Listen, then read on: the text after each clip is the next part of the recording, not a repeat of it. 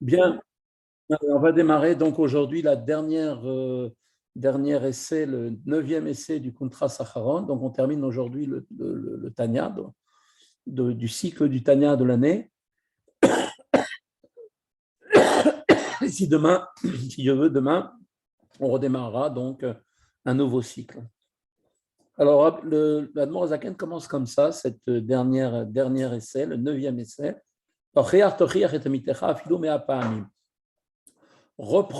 Tu reprendras ton prochain, même 100 fois s'il le faut. Et c'est ce que commentent les sages donc, dans le Talmud. Donc, il nous dit tout ça, en fait, c'est on voit dans la Gemara de Baba Batra, c'est rapporté là-bas à la page 31a. Le Zot Lochal, il s'appelle la Chish, Milzok, Od, Bikol, Onot, Chalusha. Et c'est pour ça, nous dit donc l'Admor Zaken, que je me suis permis que je ne puis me contenir et m'abstenir de crier à nouveau avec une voix exprimant l'affliction. Donc, comme c'est marqué dans l'Exode. Et je vous en supplie, dit le Admorazaken, avec une immense compassion, Chosunal al nafshotechem, ayez pitié de vos âmes, Veshamru vizaru meod meod à la Torah, à la vodat shebelev, prêtez attention, soyez extrêmement vigilants quant à l'étude de la Torah et au service du cœur, qui est la prière avec ferveur. Donc, on voit qu'Admorazaken veut encore une fois insister sur la notion de prier avec ferveur et d'étudier avec une intention qui soit intensive et importante. Il nous dit de commencer la prière en disant les atril kulam yachad keechad. Il demande à que tout le monde commence leur prière ensemble à l'unisson, mot à mot, mila bemila, velose beko, veze beko, et non pas l'un se trouve à un début des brachot, l'autre il est au milieu d'une autre prière. Chacun doit se trouver, tout le monde doit se retrouver à prier ensemble, mot à mot. Veze dome, veze messiar, siar betela, un est silencieux, l'autre parlant de choses futiles, que Dieu nous en préserve. Et il dit l'Admorazaken, et c'est très important de bien comprendre cela, la cause principale et la source de toute cette situation de préjudice dans laquelle nous vivons vient de ceux qui conduisent les offices. C'est de eux que Dieu préserve, arriver des situations préjudiciables. Et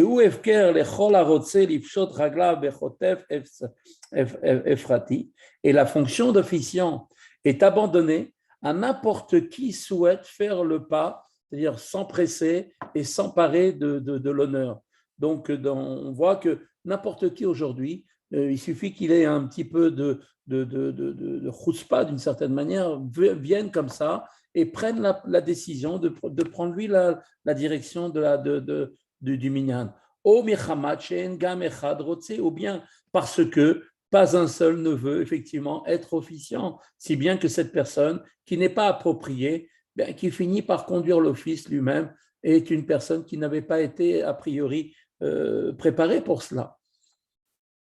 Et il nous dit qu'est-ce que ça a comme gros problème cela. Les autres, et voici pour cela, voici le conseil préparé. Zot, voilà le conseil préparé et une pratique instaurée, donc un décret d'ailleurs qui ne devra plus être transgressé, que Dieu préserve.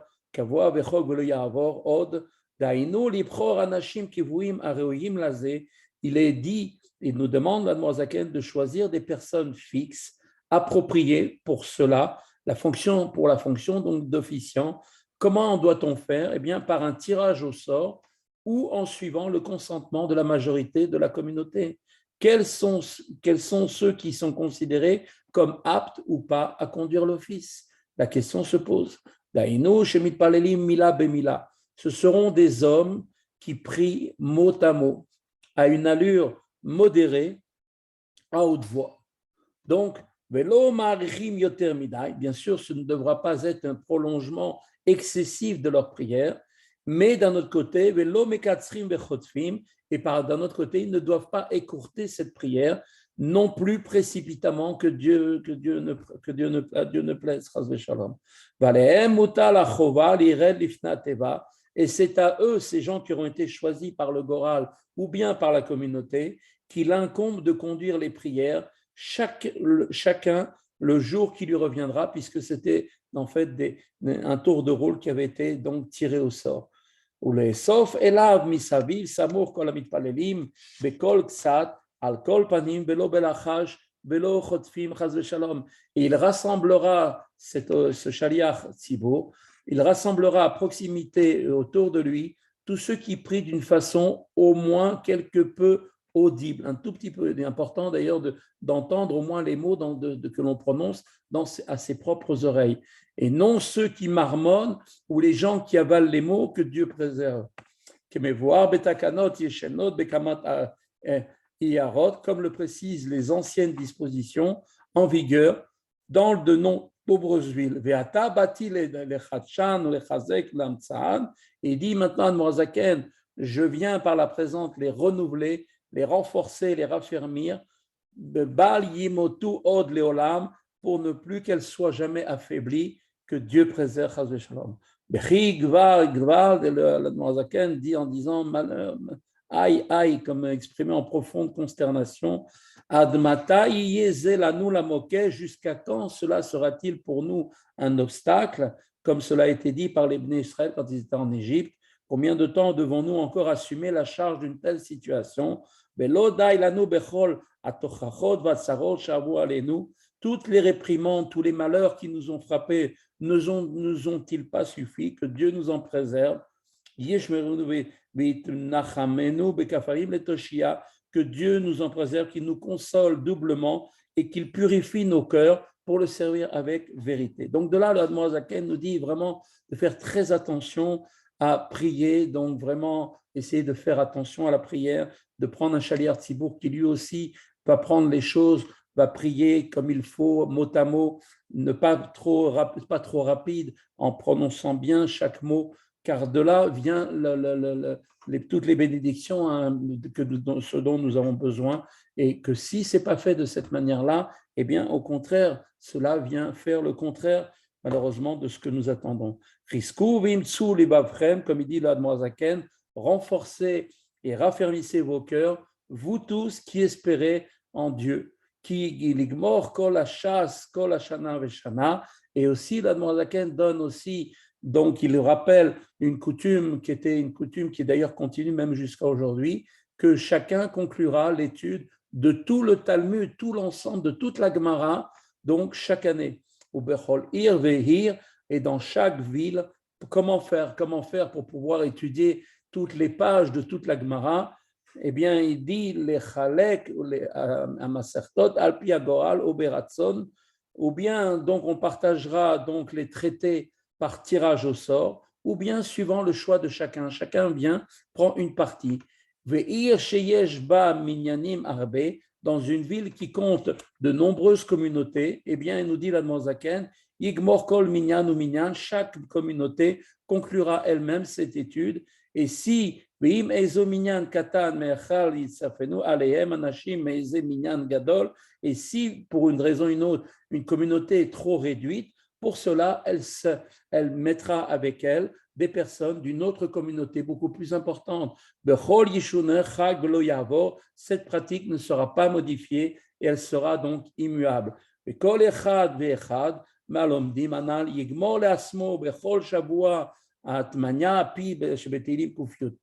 il dit aussi, Admor Zaken donne aussi un conseil qui est non seulement de s'associer à l'étude donc annuelle de toute la Torah, toute la Gemara, par le fait de se mettre chacun en partage ou bien de choisir soi-même une partie d'un traité, mais il dit aussi de lire donc le psaume 119, qui, comme vous le savez, est un psaume qui est fait avec les lettres de l'alphabet.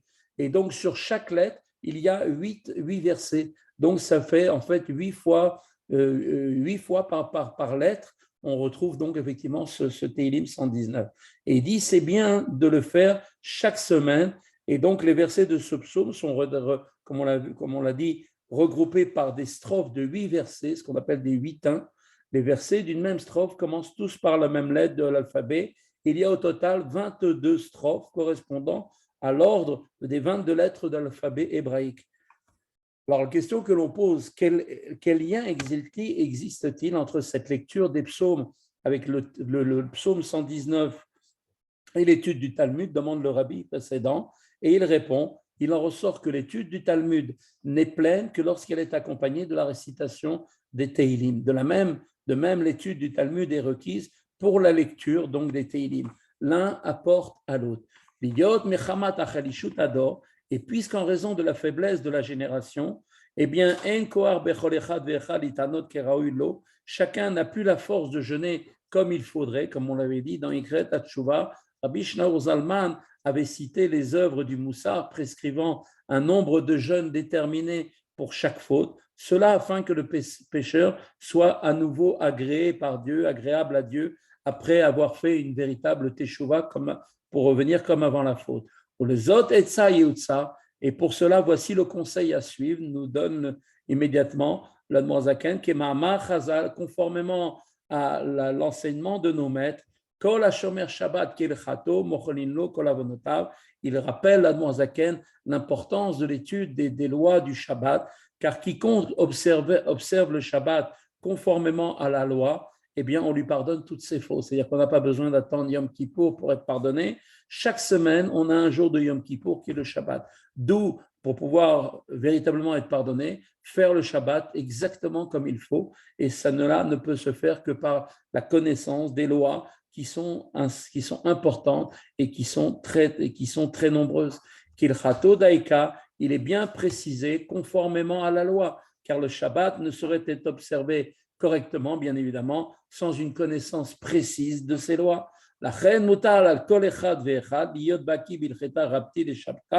Et pour cela, il incombe bien évidemment à chacun de maîtriser les importantes lois du Shabbat.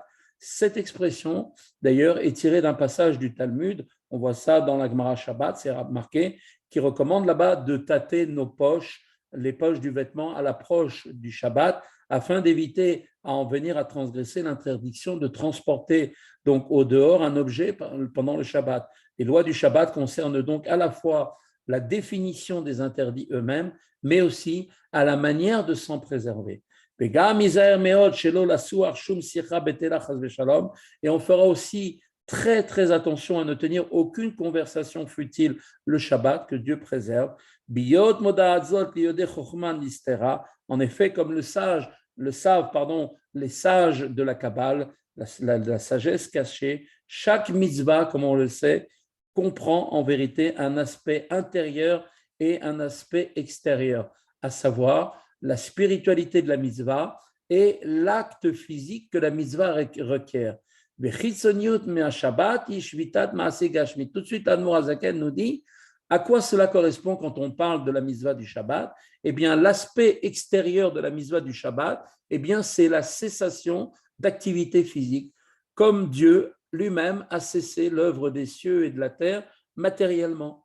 Et qu'est-ce que représente la partie intérieure du Shabbat? I akavana betfilat Shabbat ou betalmud Torah, qui est en fait l'aspect intérieur, c'est l'intention, la ferveur que l'on va mettre dans la prière du Shabbat et dans l'étude de la Torah en vue de s'attacher, l'idvak ba'Hashem echad, s'attacher au Dieu echad, au Dieu un. Kemo shekatouf, comme il est dit, Shabbat l'Hashem Elokecha, il est écrit comme ça aussi, on voit dans l'Exode, eh bien il est dit effectivement que le Shabbat sera pour l'Éternel ton Dieu.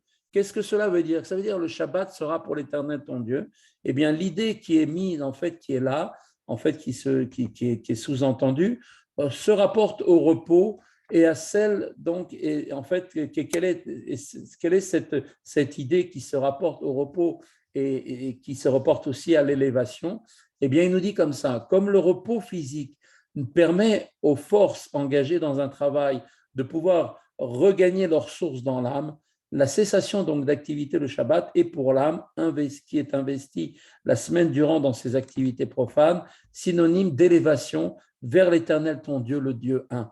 Donc par le fait d'arrêter de travailler, eh bien j'élève à ce moment-là mon âme vers le Dieu un. Et ça, c'est l'aspect intérieur qui vient d'être décrit correspond à l'élément de Zachor, souviens-toi. Le Shabbat, comme on le sait, est la réunion de deux éléments que sont Zachor, souviens-toi, et Shamor, garde-le. Suivant les termes du verset, souviens-toi, Shamor, du jour du Shabbat, pour le sanctifier, et observe Shamor, le jour du Shabbat, pour le sanctifier. On voit que l'élévation de l'âme durant le Shabbat, par la ferveur de la prière et l'étude de la Torah, eh bien, est le propos de ce qu'on appelle du souvenir, Zachor. Au Bechinat Shamor Peptimiyut, alors que l'élément de Shamor, qui donc représente la partie intérieure du Shabbat, Ishvitat Midiburim Gashmim, c'est le fait de se garder donc de la cessation de propos, de discussions qui ont des rapports avec des choses matérielles pendant le Shabbat. Tout comme Dieu a cessé l'œuvre des 10 paroles par lesquelles furent créés le ciel et la terre matérielle, et bien ainsi, pour nous aussi, le commandement qui nous dit « Shamor, garde », dans sa dimension extérieure, prescrit l'abstention donc de tout travail en ce jour, et dans sa dimension intérieure, eh bien, elle prescrit l'abstention de toute parole, tout propos qui a un rapport avec nos affaires matérielles pendant le jour du Shabbat. Car l'un est à l'opposé de l'autre, comme c'est marqué dans l'Ecclésiaste, et les échanges de propos sur des questions matérielles le Shabbat sont exactement à l'opposé du repos et de l'élévation spirituelle qui peuvent être trouvés en ce jour par la prière et par l'étude du Shabbat, de la Torah. Voilà, c'est sur ça, c'est sur ces mots-là que se termine le Tanya pour nous faire prendre conscience d'une dimension qui est une dimension extraordinaire que l'on a cette chance d'avoir une fois par semaine, toutes les semaines, la possibilité de pardonner toutes nos fautes et de pouvoir retrouver donc cette élévation spirituelle que nous procure le Shabbat. Cela, bien évidemment, doit se faire sous une certaine condition, qui est de respecter le Shabbat non seulement d'une manière extérieure, c'est-à-dire en ne transgressant pas les règles de toutes les lois, notamment les 39 travaux interdits du Shabbat, mais aussi, ça va aussi, pas seulement dans l'action, mais ça va aussi au niveau de la parole. La parole doit être différente le jour du Shabbat et elle ne doit s'exprimer que dans des sujets qui ont rapport avec, on doit parler de Torah, on doit prier pendant le jour du Shabbat et bien évidemment faire en sorte de retirer, de se sortir complètement de toutes les paroles de Chol qui ont un rapport avec les jours de la semaine et en rapport avec les choses liées aux affaires matérielles. Voilà le conseil que nous donne l'Admor Zaken. Et bien sûr, pour ce faire, il nous dit d'étudier vraiment en profondeur les lois du Shabbat, de bien les connaître, c'est important, et de bien comprendre tous les détails qui nous permettent ensuite de pouvoir avoir cette bénédiction chaque Shabbat. Voilà, se termine comme ça donc la dernière partie du Tanya. Donc, si Dieu veut, demain, on reprendra le nouveau cycle. En attendant, Chazak, Baruch Hashem, on peut dire qu'on a fait aujourd'hui le siyum du Tanya. Donc, bien sûr, ce soir, il va y avoir des grandes festivités. Donc, je vous invite chacun à essayer d'aller là où vous pouvez. Il doit y en avoir certainement quelque chose par là où vous êtes. Ça vous amènera des bénédictions inimaginables. On sait que de participer en fait à l'inauguration, enfin le jour de Yutet Kislev, qui est le jour de la libération de Admor Hazaken, c'est un jour d'une grandeur, on ne peut pas s'imaginer l'importance.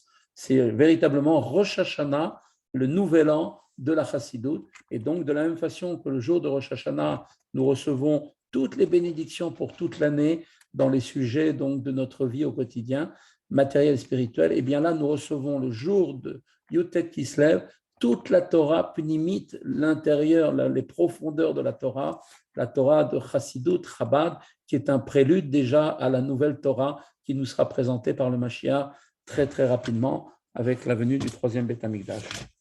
Voilà, donc on va maintenant enchaîner tout de suite sur une halakha, une ou deux halakhas pour ne pas déroger à notre habitude. Alors, vous savez que chaque matin, donc, on a l'obligation de faire la bracha immédiatement après être sorti des toilettes.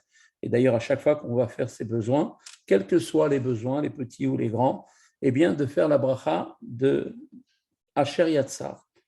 Et il nous dit comme ça, Bechol Paham Sheoset Sarkav, À chaque moment qu'une personne va faire ses besoins, ben ketanim, ben gedolim, que ce soit les petits ou les grands besoins, notel yadav, il doit donc se laver les mains, les achar, miken, ou mevarer asher yatsar, et ensuite après, il fera la bracha de asher yatsar. Donc, chez Omed, l'itpalel, l'achar, miken, et quand ensuite il arrivera à aller pour faire sa prière, après cela, tsarich litol yadav, il devra se laver les mains, encore une fois, afilu imlo shivshev beyadam, même s'il ne sait pas, même s'il ne sait pas frotter les mains pour pouvoir laver les mains comme il faut. Et même s'il n'a pas touché, pourquoi est-ce qu'on doit se laver les mains ensuite, encore une fois, avant de prier? Mishum Nikiyot, parce qu'en vérité, on a un principe qui est Ikon Eloker, comme c'est marqué, il est marqué Ikon Likrat Elokecha Israël, prépare-toi à la rencontre de ton Créateur Israël. Voilà, donc Amos, là c'est rapporté dans la prophétie de Amos. Et donc, en fait, ce lavage des mains, c'est une préparation pour la prière. Mais s'il n'a pas l'intention de se mettre à prier, il n'aura pas besoin de se laver les mains. Si ce n'est qu'après qu'il ait bien sûr nettoyé bien ses mains comme il faut, ou bien qu'il a bien frotté, il s'est bien frotté les mains après qu'il a fait ses petits besoins. Maintenant, si la personne est allée faire ses besoins dans des toilettes, d'accord, eh bien, à philolo chef, même s'il n'a pas, il n'a pas frôlé des parties qui sont des parties découvertes de son corps, il n'a touché à rien. À philo et même si il ne va pas maintenant prier, tsarich litol yadav, quand même, en sortant des toilettes, vous vous rappelez, on avait dit quand même il sortira des toilettes. Tout ça à cause du fait qu'on soit rentré dans les toilettes, que Moshe Be'arnou, comme on avait expliqué donc, déjà précédemment. Après que la personne a fait déjà ses besoins, il ne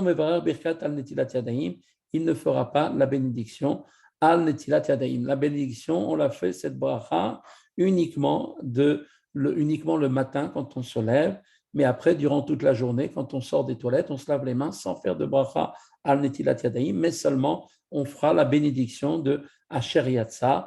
Et là, imken veshachit achar sheka mishnato, comme il nous dit, ce n'est cette bracha de al netilat yadayim que seulement au moment où on va se lever du lit, chez Tsarech litol yadav, où on doit donc se laver les mains, ou le barech al netilat yadayim, et on fera la bracha al netilat yadayim, afilo lo utzrach lenekava, même si la personne n'a pas besoin d'aller aux toilettes, il ne ressent pas le besoin de se dégager.